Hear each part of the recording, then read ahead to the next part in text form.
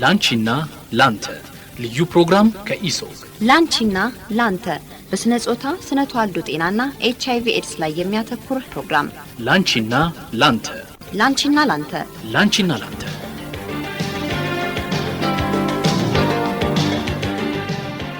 ጤና ይስጥልን ውድ የኢሶግ የዩቲዩብ ገጽ ተከታታዮቻችን ያለፉትን 2 ሳምንታት ከማህፀንና ጽንስ ስፔሻሊስት ሐኪሟ ዶክተር ሀረገወይን ሙሴ ጋር በተለይ በእርግዝና ወቅት ሊወሰዱ ስለሚገባቸው የመድኃኒት አይነቶች እያወራን ነበር። ዛሬ ሶስተኛውንና የመጨረሻ ያልነውን ክፍል እናቀርብላችሁ። ይህኛውን ክፍል በደንብ ለመረዳት እንዲያመቻችሁ ያለፉትን 2 ክፍሎች ብታደምጡ ተመክራችኋለሁ።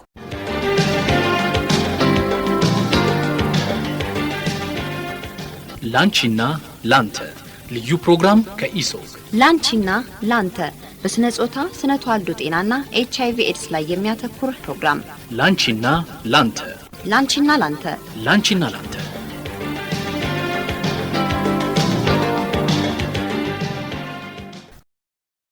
አንዳንድ ጊዜ ምን አይነት ጥያቄዎች ሊመጡ ይችላሉ ብዬ አስባለሁ። እንዲሁ በሰውነት ውስጥ ያለው የአይረን መጠን ይኖራል መቼስ አይደል? የተወሰኑ ደግሞ ይሄ ኤሌክትሮላይትስ የሚባሉ አይነት ነገሮች አሉና እነዚህ ነገሮች ልኬት ይደረግላቸዋል እነዚህ መድኃኒቶች ከመጀመራቸው በፊት። ምክንያቱም ምናልባት የአይረን መብዛት ሰውነት ውስጥ ቢፈጠር ተጨማሪ ነገር ስለምትወስድ እናት ማለት ነው። ምናልባት እንደዚህ አይነት አጋጣሚ ይችላል። መጀመሪያ ሁሉ ጊዜ ጽንስ ክትትል ሲጀመር መጀመሪያ እናት ፔሪድ ያየችበትን ቀን እንጠይቅና የስንት ወር እርግዝና የስንት ሳምንት ነው የሚለውን እናያለን። ምጥ መጠበቂያ ጊዜ ካልኩሌት እናደርግና ሙሉ የነፍሰ ጡር ምርመራ የምንላቸው አሉ፣ ቤዝላይን ኢንቨስቲጌሽን። ስለዚህ እዛ ላይ ሄሞግሎቢኗ እንዴት ነው፣ ደም የመርጋት ችግር የለም ወይ፣ ደሟ ጤናማ ነው ወይ፣ ሽንት ላይ ኢንፌክሽን የለም፣ ኤችአይቪ የጉበት ቫይረስ ተላላፊ ነገሮች የሚለውን ካየን በኋላ ከእናት ወደ ልጅ ሊተላለፍ የሚችል ችግር እንደሌለ በዛ ላይ ተመስርተን አሁን ሄሞግሎቢን 7-8 ቢሆን አይረን ያስፈልግሻል፣ ከአመጋገብ ደግሞ ቀይ ስጋ ጉበት ደግሞ የበሰለ ጥሬ መብላት የለባቸውም ያው በሽታ ስለሚያስተላልፍ እንመክራለን። አንዳንዴ ከመጠን በላይ እኮ ደም አንሶ ደም እስከ መሰጠት የሚደርሱ እናቶችም አሉ። ስለዚህ ልክ ነው አንድ ነፍሰ ጡር ወደ ጤና ተቋም ስትመጣ ቤዝላይን ኢንቨስቲጌሽን የሚለው ይሄ ስታንዳርድ ነው። የግልም የመንግስትም የትም ብትሄድ ከእናት ወደ ልጅ የሚተላለፉና የደም ግሩፓ ምንድነው፣ ሾተ ላይ እንዳያሰጋ እሱ አሁን ኦ ኔጌቲቭ ኤ ኔጌቲቭ ብትሆን የባለቤቷስ ምንድነው የሚለውን እናያለን። ደም ማነስ የለም። ስለዚህ ልክ ነው እንደገለጽከው ሙሉ ምርመራ አንዴ እናደርግና ከዛ ላንደግመው እንችላለን። አንዴ የእሷን ሁኔታ ካየን፣ አስጊ ነገሮች ካየን ደግሞ መልሰን 7 ወር 8 ወር ላይም ልንደግመው እንችላለን። ስለዚህ ላብራቶሪ ስታንዳርድ ነው፣ ለሁሉም እናሰራለን። እናንተን ማገኙ ወይ በቅርብ ማገኙ እንደው አብዛኛው ማህበረሰብ ክፍል ገጠር ነው ያለው ተብሎ ይታሰባል አይደል? እንደው የሕክምና ክትትል ለማግኘት ትንሽ ከበድ ይላል።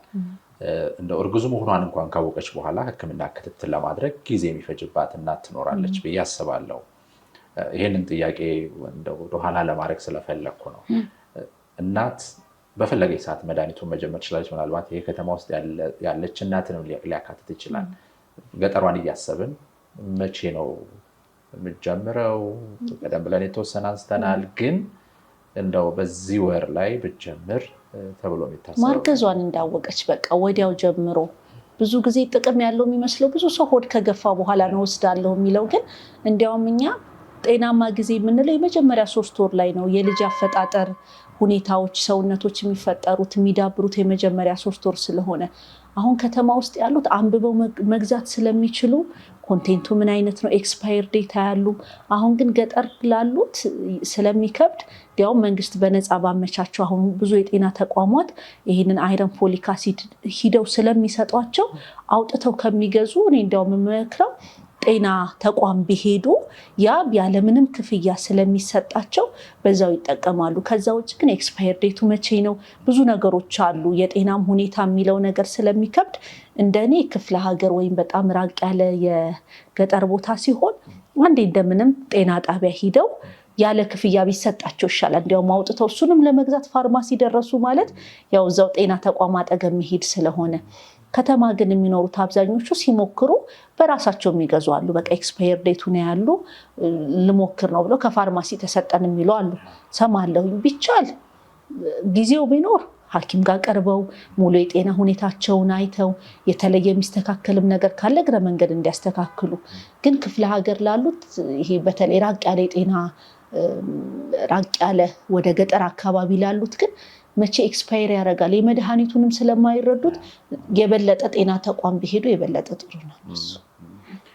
እንደው እነዚህን ጥያቄዎች ወደ ውስጣችን ስንወስደው አንዳንድ ጊዜ የሚነሱ ነገሮች ይኖራሉ ብያስ እንደውም በዛ ሳይል አይቀርም። አሁን እናቶቻችን እኛን ሲወልዱ እነዚህ ቫይታሚኖች ሳይወስዱ ነው የወለዱን፣ ሳያገኙን የወለዱን። ዛሬ ምን አይታችሁ ነው ይህን መድኃኒት ውሰዱ የምትሉን የሚል ጥያቄ ከመጣ እንመልሳለን። ልክ ነው። በደንብ ይጠይቁናል እናቶቻችን። 8-10 ልጅ ቤታቸው ድምፃቸው ሳይሰማ ነው የወለዱት።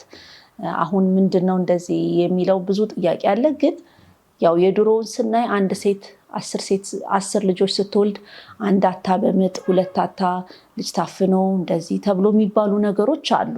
ያው ከድሮ የምናያቸው አሁን ዘመኑ ጋር አብሮ የተለወጠ ነገር እንዳለ እኔም ይገባኛል። በጎ ዘመን ነበረ ብዬ እኔም አስባለሁ። ምክንያቱም አንድ እናት ድምጿ ሳይሰማ 7-8 ልጆችን ቤቷ ውስጥ ሆና ትወልድ ነበረ። ግን በዛው ልክ ምን ነበረ ፊስቱላ ኬዝ አሁን ሐምሊን ፊስቱላ ምን ብንሄድ በ14-15 ዓመት ተድረው ከፊስቱላ ጋር ሽንት ሰገራ መቆጣጠር አቅቷቸው ተገለው የሚኖሩ ስንት ህፃናት አሉ።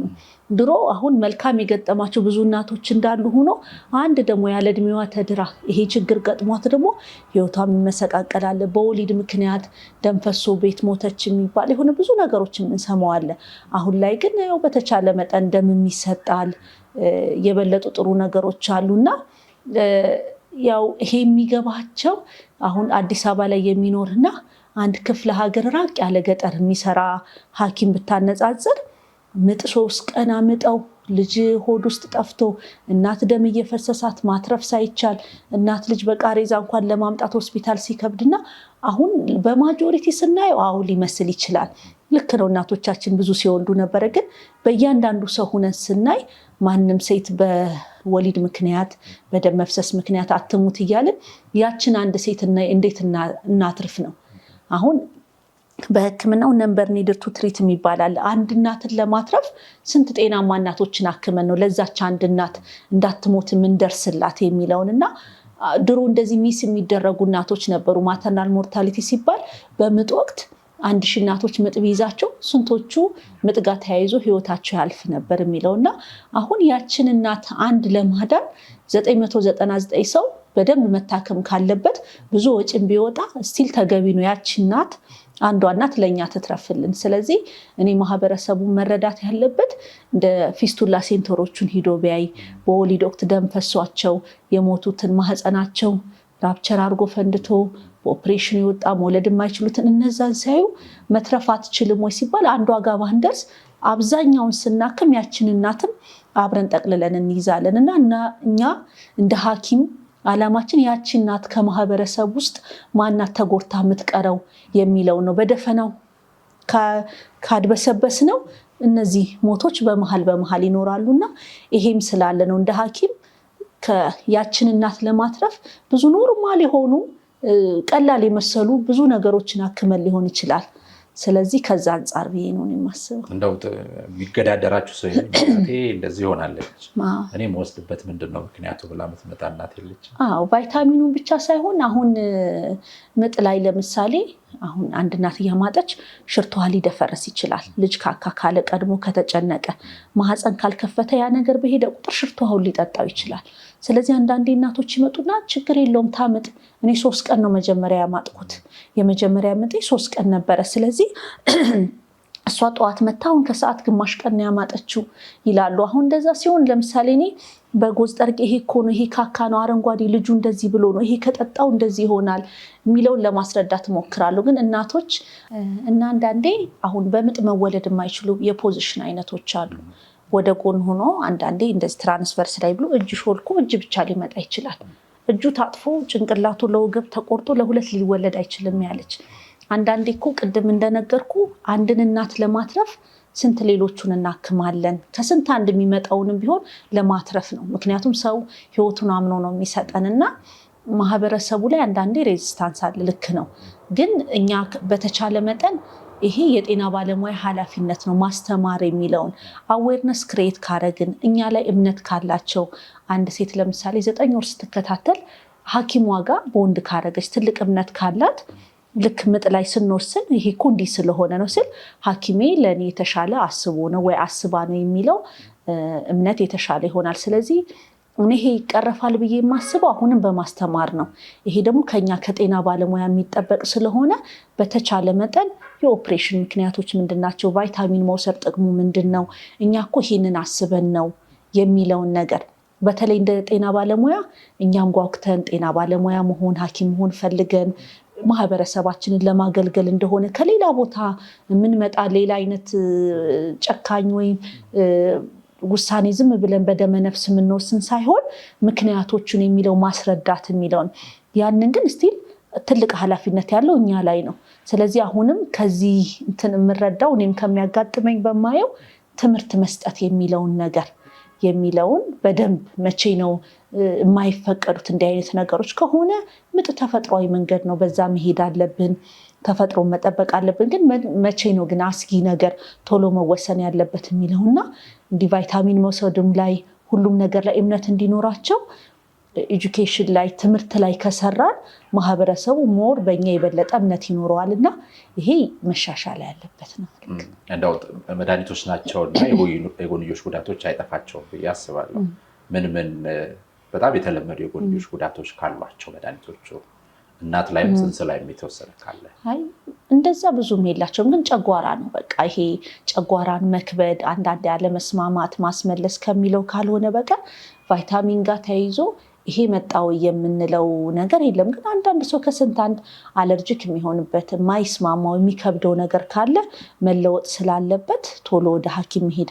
ግን አብዛኞቹ ጋር ተያይዞ የሚመጣው የጨጓራ ነክ የሆኑ ሆድ መንፋት፣ ቃር ማስመለስ እነሱ ይሄ ከአይረኑ ጋር ተያይዞ ነው እንጂ አለርጂክ የሆነበት እኔ እስካሁን ሰውም ብዙም አጋጥሞኝ አያውቁምና ለነፍሰ ጡር ለጽንስ ሴፍ ተብለው የተሰሩ ናቸው። ግን ከተቀመጠበት ሁኔታ አንጻር አንዳንዴ ለእናት ያልተመቸው ሁኔታ ሞቃት ቦታ ተቀምጦ ሊሆን ይችላል፣ ኤክስፓየር ዴቱ ደርሶ ሊሆን ይችላል። እንደው የተለየ ካለ ሐኪማቸው ጋር መነጋገር። ግን ካሉት መድኃኒቶች ብዙም ሳይድ ኢፌክት የሌለው እንደው የባል ድጋፍ ይፈልጋል አይደል? በመልኩ ባል መደገፍ አለበት። በተለይ እነዚህ መድኃኒቶች የምትወስድ እናት ምን አይነት ባለቤት ድጋፍ ይፈልጋል ብዬ ስለማስብ ነው። አንድ ማስታወስ ነው። ብዙዎቹ ስለሚረሱት የጋራ ስለሆነ ወሰድሽ ወይ ምን የሚለውን ነገር ያለውን ነገር ማስታወስ ነው። ከዛ ውጭ ደግሞ ክትትልም አብረዋቸው ቢመጡ በተቻለ መጠን ያለውን አውቀው አሁን ተጨማሪ ነገር አሁን ደም ማነስ ኑሯት ውሰጂ ብትባል በቀን 3 ወይ 2 ቢሆን አይረን መውሰድ ያለባት ባለቤት መጥቶ ቢሰማ በምግብስ እንዴት መደገፍ ይቻላል? ሁሉ ነገር በመድኃኒት ብቻ ስላልሆነ ስለዚህ ሞር የሞራል ድጋፍ እና አብሮ ማስታወስ የኛ ስለሆነ በሚለው እርግዝናው የጋራ ስለሆነ እሱን ጥሩ እንደው በየመሃሉ በተወሰነ ደረጃ ህብረተሰባችን ያለው የእውቀት ክፍተት በተወሰነ ደረጃ ያየን ይመስለኛል። እንደው ከገጠመኞችሽ ተነስተሽ እንደዚህ አይነት ነገሮች ገጥመው ነበር? በተለይ በመድኃኒት አወሳሰድ ዙሪያ ማለት ነው። የተለየ ነገር ካለ እዚህ ላይ እናንሳው። ያው አሁን ቅድም አንተ እንደጠቀስከው እናቶቻችን ድሮ ምንም ሳይወስዱ ነው የወለዱት የሚለውን አንዳንዴ ኦቲዝም ያመጣል ብሎ ማሰብ ይሄ ከዘመኑ ጋር አንዳንድ እንደዚህ አይነት ያስተሳሰብ ክፍተቶች የተወሰኑ አሉ። ግን ብዙ ጊዜ በመድኃኒቱ ሳይሆን አሁን ባህላዊ እንትን ለምሳሌ እርጎ፣ ገንፎ፣ ሙዝ ብበላ ሂዶ ልጁ ጋር ይለጠፋል ወይ ምን ብሎ ይሄ ካስተሳሰብ ጋር በሚለው መድኃኒቱ ግን ብዙ ሰው ያስቸግራል።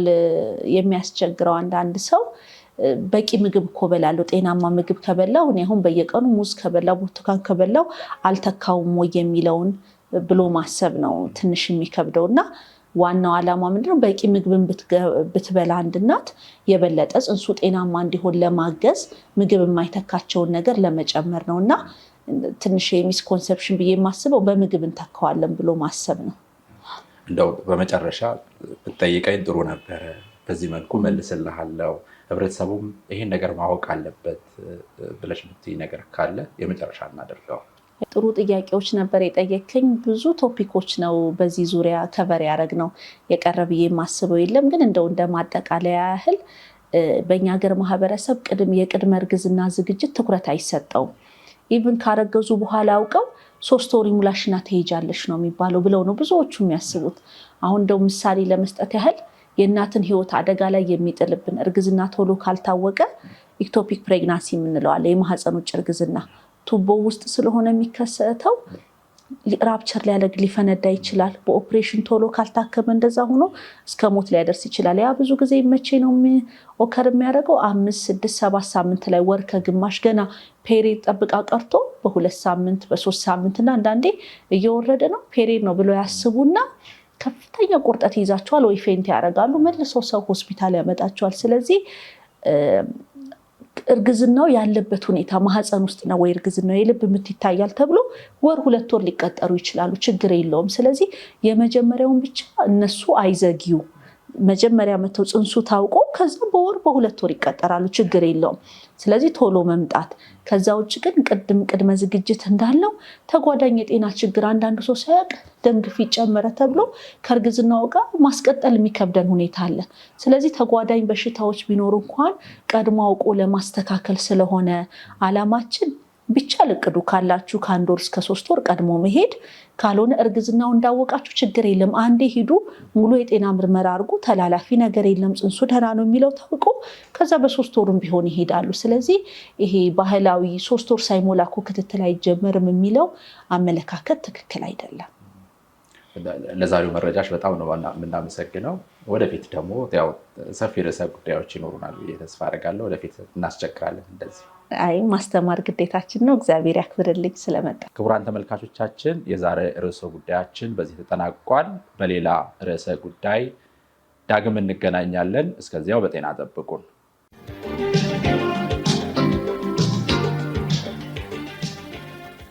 ላንቺና ላንተ ልዩ ፕሮግራም ከኢሶግ ላንቺና ላንተ በስነ ጾታ ስነ ተዋልዶ ጤናና HIV ኤድስ ላይ የሚያተኩር ሳምንታዊ ፕሮግራም ላንቺና ላንተ ላንቺና ላንተ ላንቺና ላንተ